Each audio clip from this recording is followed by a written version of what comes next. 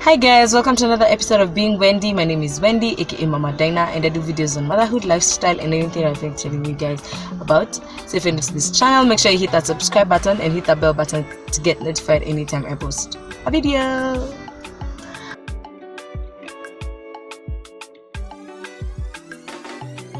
Hi guys, I know it's been a while. I have not posted.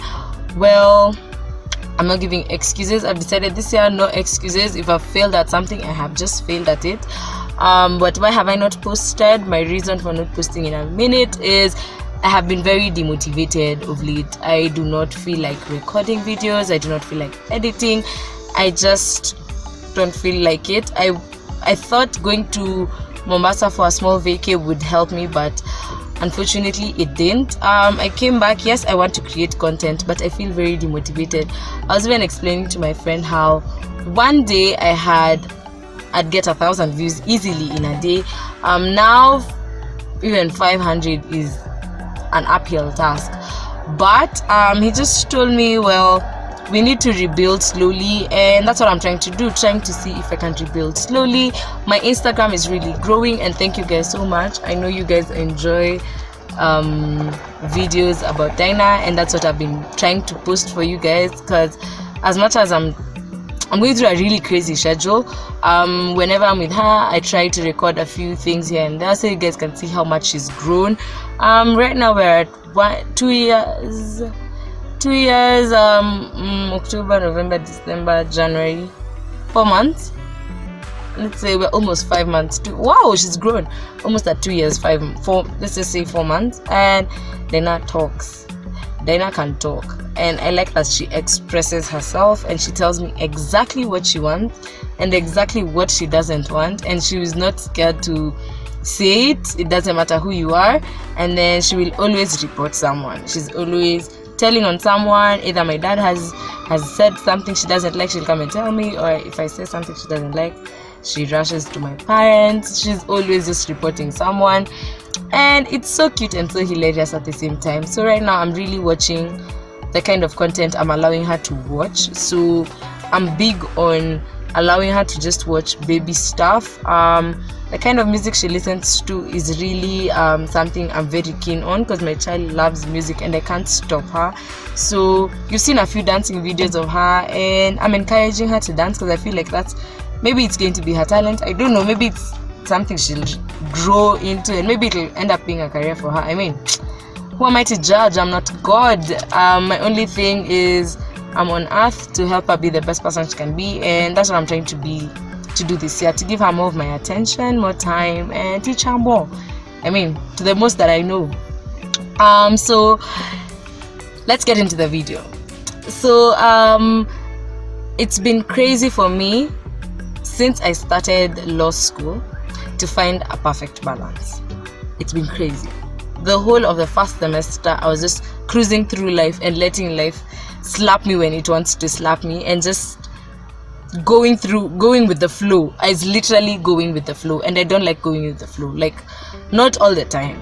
So this year I decided, you know what, I'm trying to do things a bit different, and I feel like the past month and the past week have been quite challenging, but I'm learning, and these are tips that are working for me. And I'm saying working because it's something I am really working on every day. It's not, I haven't perfected, I am learning. Parenthood is a learning process. There's no one who's perfect. What works for me may not work for you, and what works for you may not work for me, but there's someone who might get inspired and it might just change them. So finding the perfect balance. Tip number 1, there is no perfect balance. Stop beating yourself too much, and you're doing an amazing job. I feel like people should stop assuming that everyone is doing a perfect job. Like the people, maybe social media personalities you guys are seeing, you feel like they're doing an amazing job. They're perfect moms, perfect wives, perfect employees, perfect at the job, perfect girlfriends or whatever, and you feel like they got this balance. Evie. The truth is, there's probably no perfect balance. This I learned from Nancy Moy, and she had been asked, I think It was a video by Shelly and Kate, I think so, I'm not so sure, but she said there is no perfect balance. Sometimes you need to accept that some things will have to suffer. So when she has to travel and create content, her baby has to suffer because the baby is going to miss her. But you see, mommy has to make some money. And then another thing is, when she's home with the baby, she won't be able to create content. This was the time she was full on content creation, so she wouldn't be able to create content because she has to be with the baby. And something always has to suffer, and it's okay.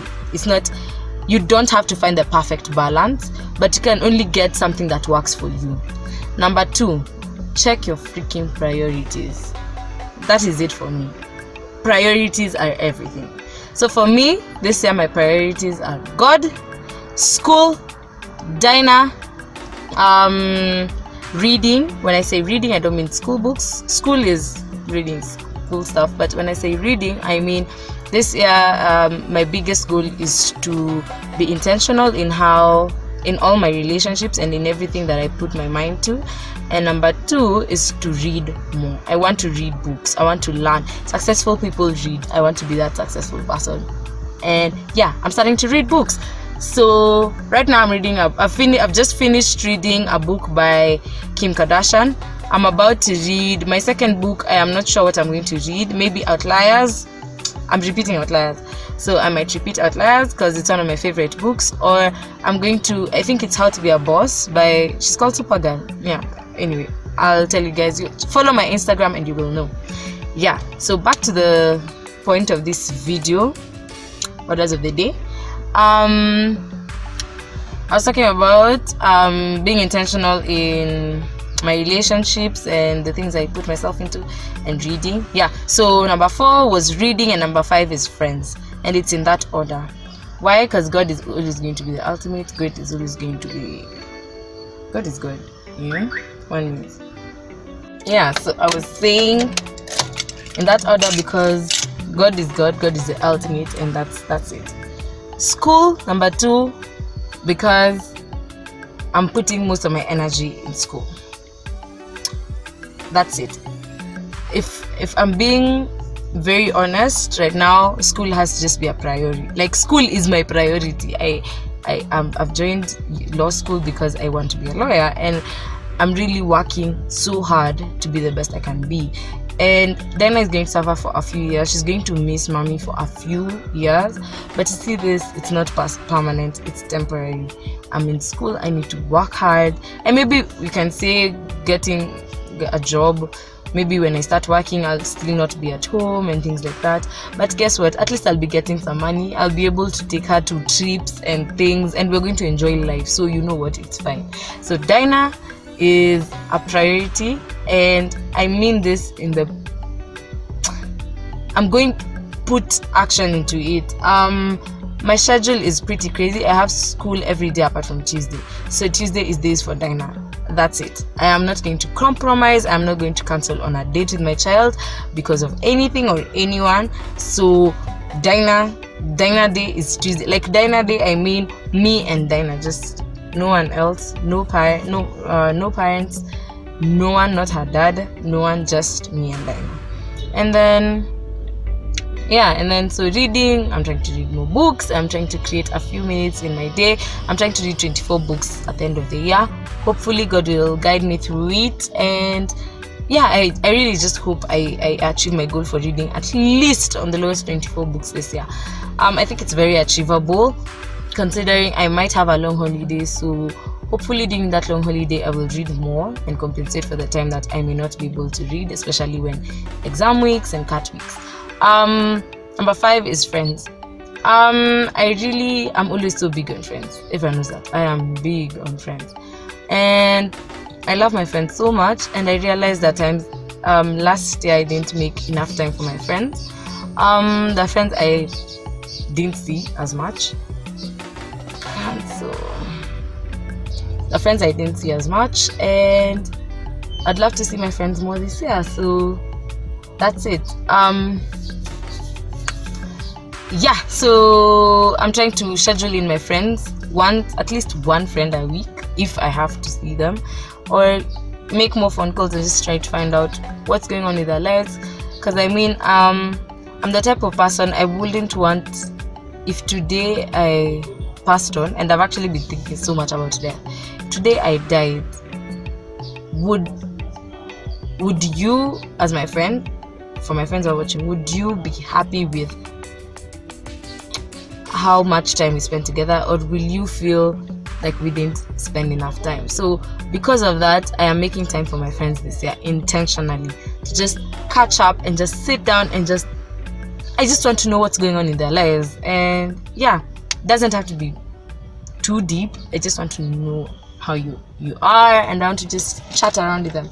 So I was at point, wait, where's my book? 1 minute.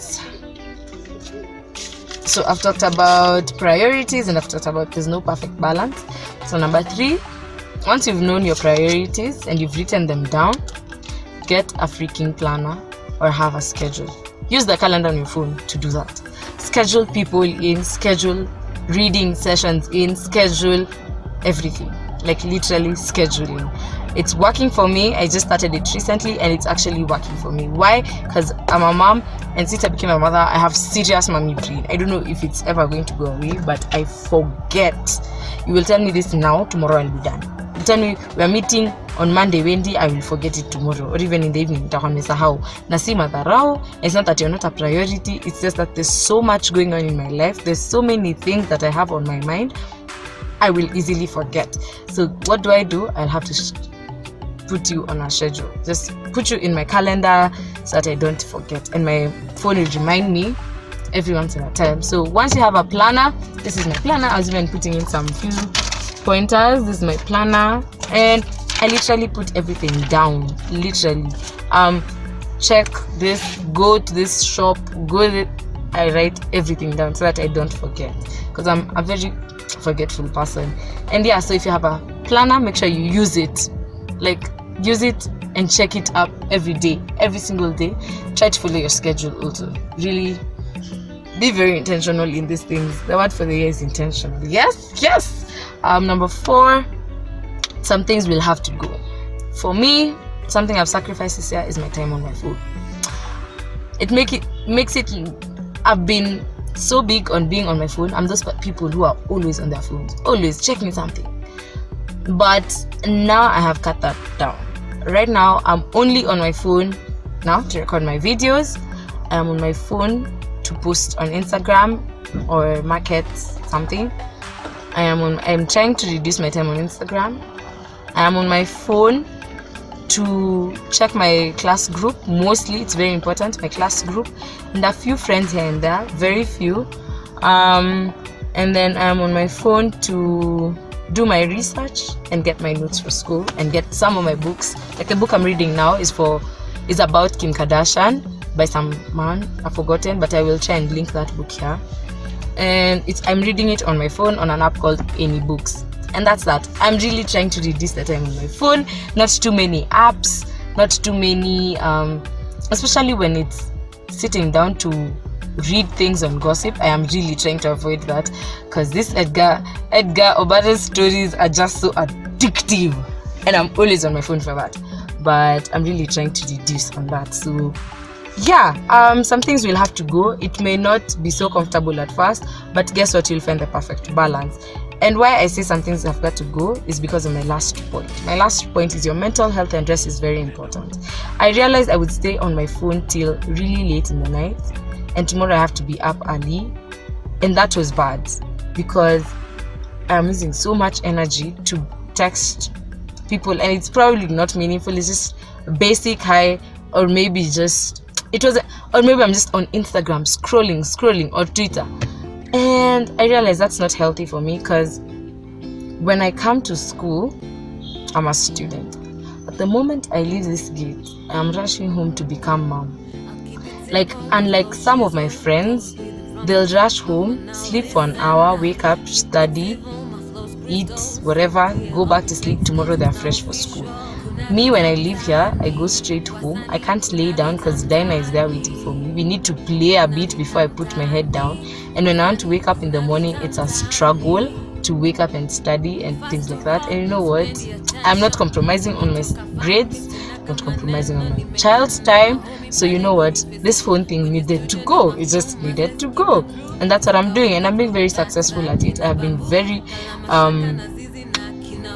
consistent with not being on my phone. And I like that. At least I've been consistent with that. So yeah, those are my 5 points to try and find the perfect balance for me, and it's actually working for me.